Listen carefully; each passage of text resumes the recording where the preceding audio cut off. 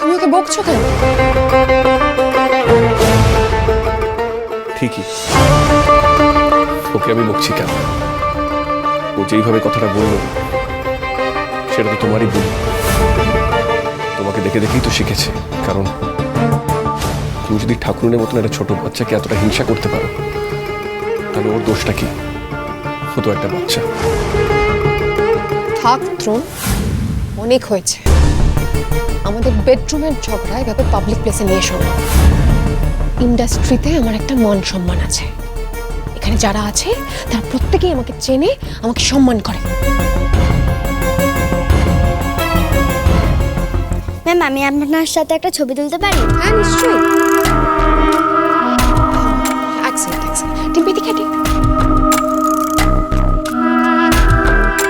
Thank you.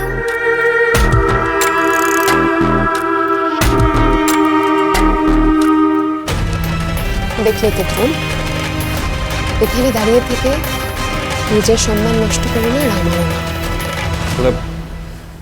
তুমি একবার চেষ্টা করলে হবে না দ্রোণ।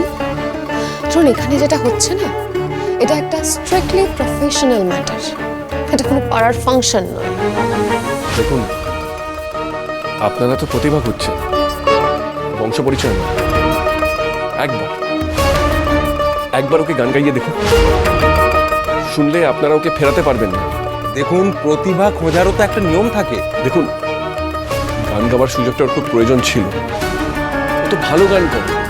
ও আপনাদের শোতে গান গাইলে আপনাদের শোয়ের বেশ নাম ডাক হবে। দেখুন, কেউ এসে আপনাদেরকে উস্কে দেবে আর আপনারা একটা ভুল সিদ্ধান্ত নিয়ে নেবেন। একটা এইটুকু বাচ্চা সুযোগ না পেলে যে কষ্ট পাবে, একটু ভাববেন না?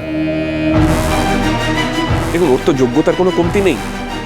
একবার পরীক্ষা করে দেখুন প্লিজ। দেখুন, আমাদের কিচ্ছু করার নেই। আপনি আপনার হায়ার অথরিটিকে ডাকবেন, আমি প্লিজ কথা বলতে চাই। ওকে। দুব্বো বাছা হয়েছে? হ্যাঁ, এই তো এখানে রাখা আছে। এসা ফুল দুব্বো সব এক জায়গায় রাখো, খুঁজে পেতে সুবিধা হবে। মণিমা, হঠাৎ করে পুজোর আয়োজন করলে যে? ইচ্ছে হলো ভগবতীর জন্য একটু পুজো করি। মন তো চাইছে ভগবতীর জন্য ঠাকুরকে ডাকি। কত আশা করে গেল আজ মেয়েটা, ওর আশা যেন পূর্ণ হয় ঠাকুর।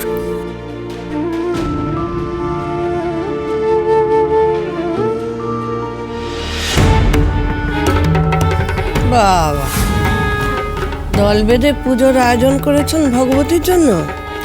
কার পারমিশনে পুজো হচ্ছে? অপালাকে জিজ্ঞেস করেছেন? কি হলো? আমি প্রশ্ন করলাম তো কিছু? চিরো, একটু দেখ না ঠাকুর মশাই এলেন কিনা। হ্যাঁ, দেখছি। দেখুন চিনি নতুন অধ্যায় 24শে সেপ্টেম্বর থেকে প্রতিদিন রাত 10:30টায় স্টার জলসায়।